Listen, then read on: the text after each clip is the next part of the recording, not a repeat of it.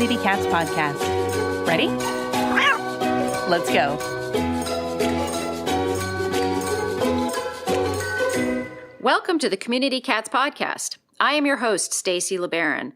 I've been involved helping homeless cats for over 20 years with the Merrimack River Feline Rescue Society. The goal of this podcast is to expose you to amazing people who are improving the lives of cats. I hope these interviews will help you learn how you can turn your passion for cats into action. Today, we are speaking with Katie Lisnik.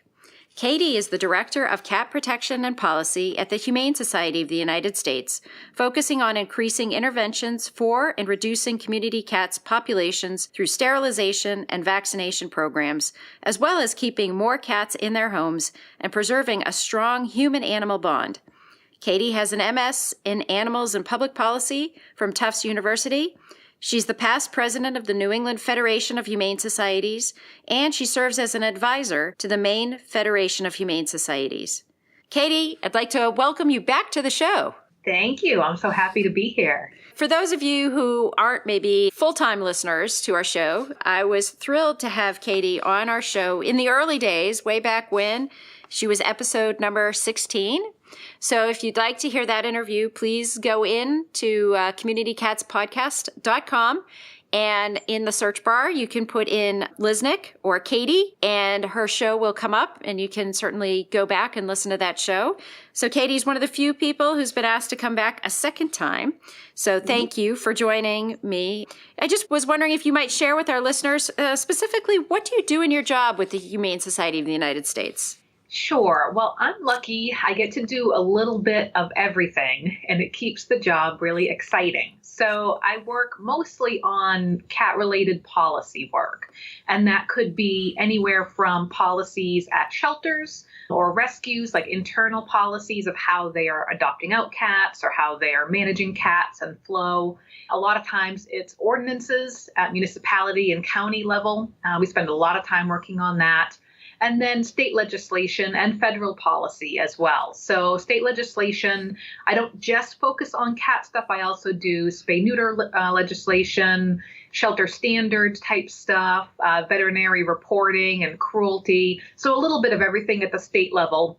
And then for federal policy, we work with a number of different agencies to ensure that cats are being managed appropriately and cared for appropriately, and that non-lethal strategies are available and able to be used. It's mostly policy work, but then we also touch on, as I mentioned, shelter work, rescue work, helping those organizations get more cats out alive and manage the cats that they have in their facilities well.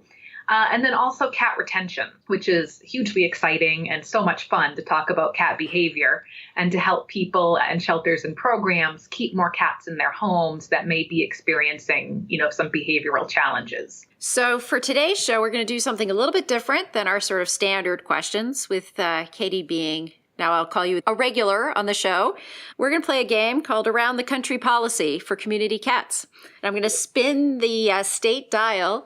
I'm going to throw out a couple of states and see what Katie has to say about what the policies are like for community cats in those states. And so the first state that I'm going to throw out is Delaware. Delaware. Okay. So you would think that with such a tiny little state that they would have everything on the ball. And that actually is kind of true. So I like to think of Delaware as almost like a pilot or a small area where you can test some stuff out and see what works. And fortunately, we have a really great ally, although she's leaving in December. But Hetty Brown, she is actually the director of the Delaware State Office of Animal Welfare, which is a new program for them. They probably started it, I want to say maybe 2 years ago. And it's under the Department of Health. And it's a program that manages all of the animal cruelty investigations for the state. They employ the humane agents and animal cruelty investigators for the state. They do all the training for animal control. And they also do the oversight of shelters and rescues in the state. And they're also very active with trap, neuter, return. So Delaware is a state that the Department of Public Health has endorsed TNR as the method that they prefer for managing cats, which is really a little bit unique. And Hetty's program actually goes out and is getting grants to do more targeted TNR. They're working with local shelters. They're working with municipalities to implement humane, non-lethal programs for cats. So they, last year, early 2015, had a bill that was introduced, and I think it came from actually Best Friends Animal Society originally. And it was a bill to modify some of the cat-related statute at the state level to make it easier to do TNR and return to field as well. For those of you, if you're not familiar with return to field, it's kind of a TNR light where cats coming into shelters, if they have no ID and they're in good health and they're of an appropriate age, they'll get sterilized, vaccinated, ear-tipped, and put right back where they were found without necessarily going out and saying, oh, is there a colony here? Is there a caregiver here? They're relying on the fact that the cat looks really good in order to put the cat back. So they wanted to make state law kind of catch up with the 21st century, which is what we see in a lot of states. It's old language, and it's out of step with what we're doing now. So they had the idea to modify some of that stuff, put in some new definitions, change some things around. And from that, there was a lot of opposition from wildlife groups. Not surprisingly, the Delaware Audubon and a couple other local groups felt very uncomfortable with that language. And so Hetty decided, hey, let's turn this into a task force. And so she did, and she had that prerogative being a state employee. The department suggested this approach. And so the bill turned into a task force that got the cat groups and the wildlife groups and the public health agency and municipal officials together to talk about these issues. And so now they've been meeting for the past year. And this upcoming session, 2017, we're expecting the results of that. And at this point, I believe it's going to be another bill that's going to be introduced that has language to improve the cat laws, but language that's reflective of what this task force agreed upon.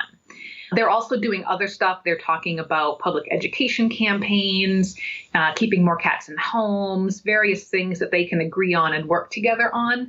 But it's a really nice model to take something that was originally very contentious and get everybody in the room to try to hash this stuff out, because it's the only way we're really going to be able to move forward on it.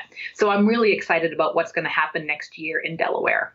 So they have funds to go forward with a statewide initiative? They do right now. Yeah, they just got some funds. They're targeting a couple of towns, and they're actually doing a really cool intervention where they're going to be monitoring and cat counting with us the number of cats that are out in these towns, and then also some controls. And then they'll be able to compare and contrast the differences in the targeted TNR communities versus the controls. And now let's take a moment to listen to a few words from our sponsors. Accidental Exiles by Bruce Perry. Jesse McAllister, a young Texan and Iraq war vet, escapes to Europe where he seeks a new direction and to heal his desert wounds. Wandering the streets of Ascona, Switzerland, he meets and falls in love with a beautiful Italian waitress named Sonia Altarelli. Since the horrors of combat he encountered with a boyhood friend, Jesse will have nothing more to do with war. This story is his farewell to arms. Check out Accidental Exiles on Amazon.com today. Are you starting to think about that special holiday gift? Why not give the gift of a Community Cats Podcast branded t-shirt, coffee mug, bag, or other item? This is the perfect way to spread the word about helping community cats. The proceeds from the sales will go to support the Community Cats Podcast and the Community Cats Grants Program, which helps small groups grow their fundraising programs to be able to fund more spay-neuter programs for free-roaming cats. Go to www.communitycatspodcast.com and click on our shop button in the menu bar today to get that perfect community cat gift right now. Thank you, everybody, for supporting the show. All right, moving on. Hawaii. Oh my goodness. Hawaii is a cauldron of challenges right now. A really wonderful state to be working on these issues because it's so front and center.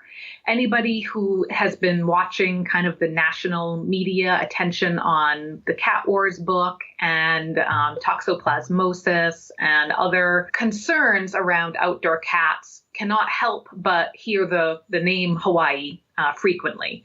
It's a hotbed of endangered species and species that are vulnerable to cats. There are a lot of ground nesting birds that are in areas where the cats are. And so this has become, for the past several years, and it's really almost reached a fever pitch right now, I would say. But this has been a major challenge between the cat groups and the wildlife groups for a long time. Nothing really has changed, unfortunately. In early 2016, in the legislative session, the Department of Land and Natural Resources, so their wildlife agency, put forward a bill to ban all feeding and care of cats on state lands. And there's actually a significant portion of state lands in Hawaii. And so they felt the need to do something. They introduced this despite groups talking with them and saying, hey, that's really not the way to go.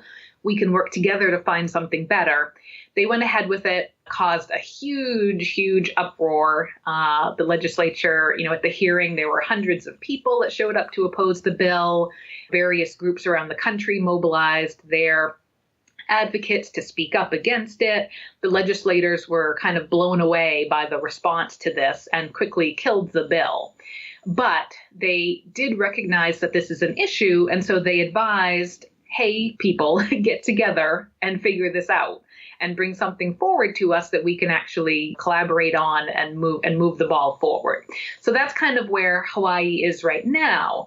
We are talking with some groups for 2017. There's some interest in doing a task force similar to what has come up in Delaware.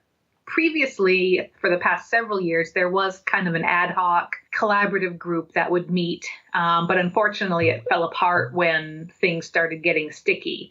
It's easy to all agree on, hey, let's, tell people to keep their cats indoors, their owned cats. I mean, that's pretty easy. Most people jump right on board that and say that's great. But when you really come down to, okay, where can TNR happen on the islands and where shouldn't it be happening, that gets really sticky and really tough very quickly. And so that's where those conversations started to break down, unfortunately. But if it would be a legislative task force with some required meetings and a required end product, people wouldn't be able to just kind of fall off the bandwagon. They'd have to, stick with it and come out with something. I mean, my hope is that they come out with something similar to what New Jersey has. And they've had this in place for several years, but it's actually a matrix where you look at your state and you figure out where are kind of the tier 1 areas where there are vulnerable species that cat predation is actually happening on. And you've got some data to back that up. It's not just speculation. But so these are really areas where the wildlife is being impacted. And so those are areas where, TNR might not be the best thing. You have to look at that area and say, okay, what will work here? Will it be removing them, putting them in moving them to a barn home? Or would it be a fence? Would it be, other hazing devices? What's going to work here? And then you have tier B lands, which are kind of that middle ground of maybe there's an impact, maybe there's not. Those are assessed to figure out whether TNR is appropriate there. And then you have the tier 3 land, which is the bulk of the property, where TNR is perfectly fine. There's no vulnerable species. There's no real impact being shown. So TNR is the preferred management approach there. And so you sort of can map out those different areas and figure out where your high priority areas for focus. So there's still a lot of work to be done in Hawaii, but I know there are people who care, people who want to work on the issue, and they want to try to find some collaborative approaches.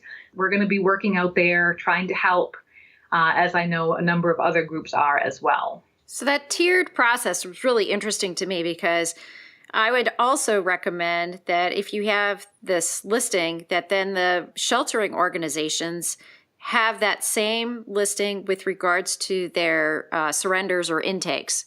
So then if you have a sensitive area where TNR is not really ideal, then that shelter is going to basically speed pass assistance to any cats in that area whether it's an owned indoor-outdoor cat, so that there's some education about the impacts of that cat being outdoors. I'm thinking of a beach community or something like that, so that supporting shelter is very actively involved in more than just a TNR policy, but then if there are cats that are newly abandoned or that are indoor-outdoor and there needs to be education about why that might not be the best idea or whatever, that shelter's actually putting some resources into that section of the community at a higher level than it would at some of the other tiers. Absolutely. Absolutely. That's crucial. It's almost like you got red, yellow, and green zones, and like the red zones are highest priority. And so that's where resources really need to be put.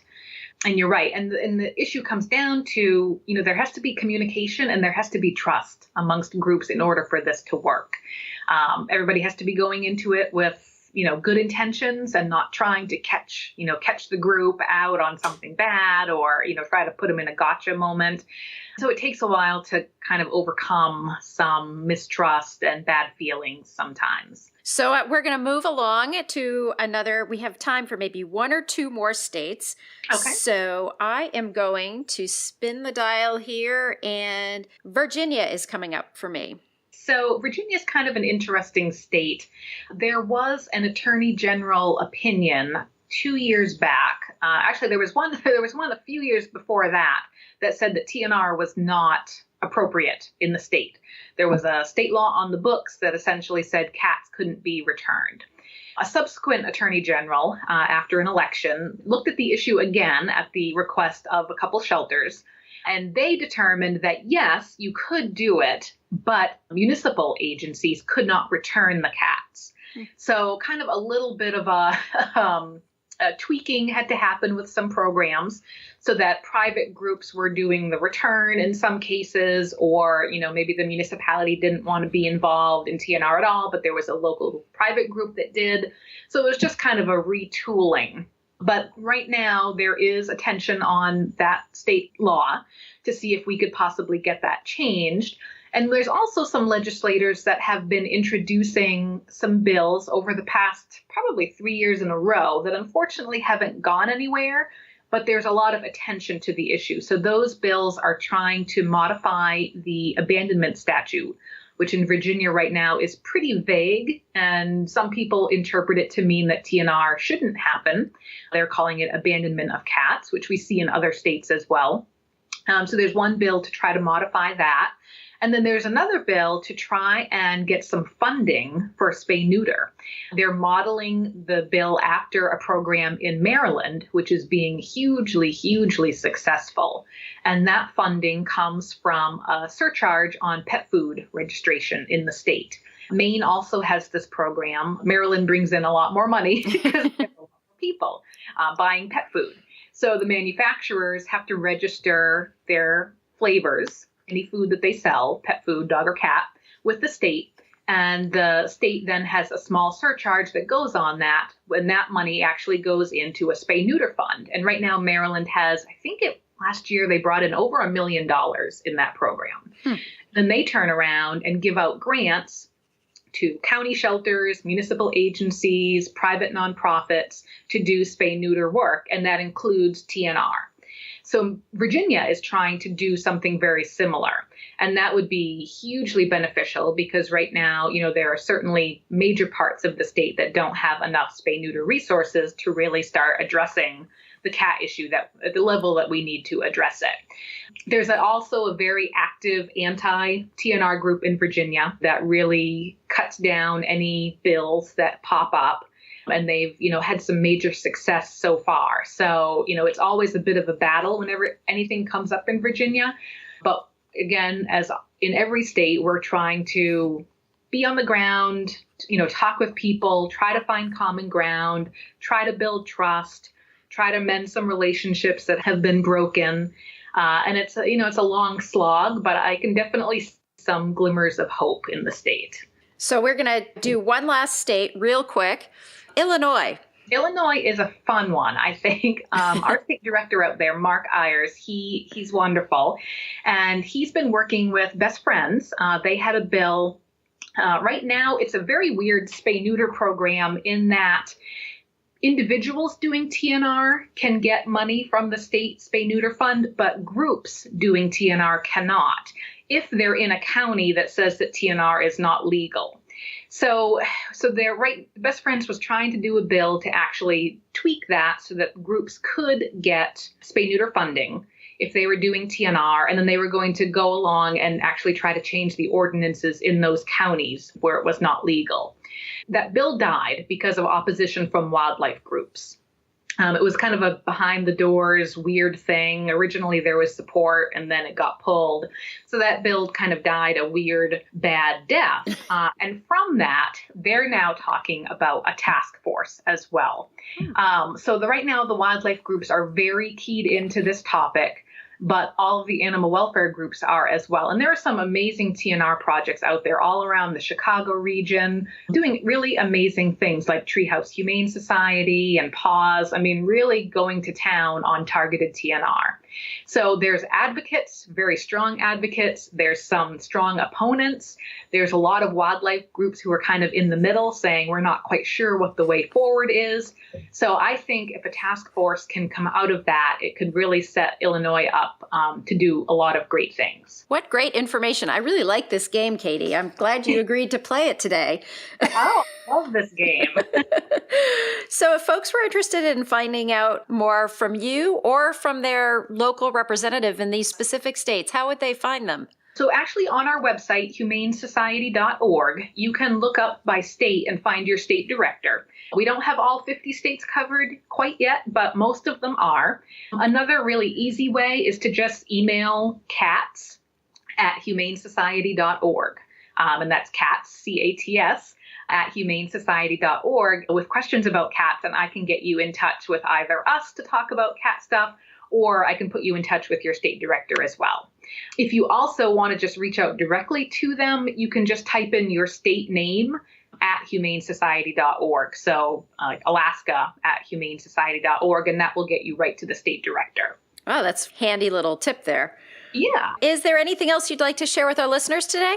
I just want to mention how important policy is. A lot of folks kind of glaze over like, oh, that's, lobby 101. I don't want to call my legislator. It's kind of scary. Or they think, well, what can I do? I'm just one person. It's not going to make a difference. But I want to say that it absolutely does.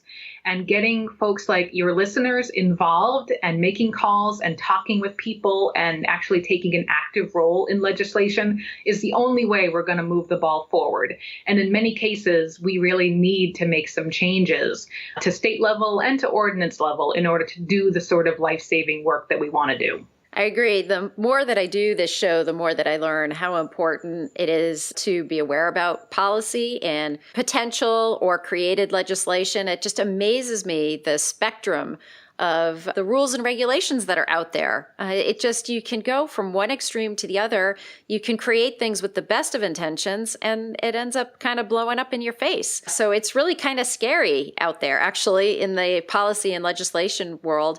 But it's also scary when you're kind of out in the Wild West and there aren't any rules or regulations out there, too. There are no protections for cats. Right. There is no magic package. I'm always the one like, just tell me what I need to do and I'll do it. But it just seems like there's no sort of perfect package out there. There's not. Every state and every locality is so different in how they manage things and what the resources are available that you have to base your policy and legislation on, that there's no model. Like everyone wants the model ordinance that you can plug and play.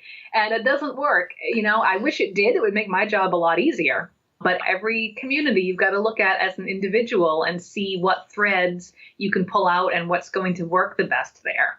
Katie, I want to thank you so much for being a guest on my show again. And I really hope that we'll have you on in the future. I like this game. I'd like to spin the wheel a few more times with you. That would be wonderful. There's a whole bunch of stuff coming up for 2017 that I'd love to share with folks. Sounds great. Thanks, Katie. Thank you. Thank you for listening to the Community Cats podcast. I would really appreciate it if you would go to iTunes, leave a review of the show. It will help spread the word to help more community cats.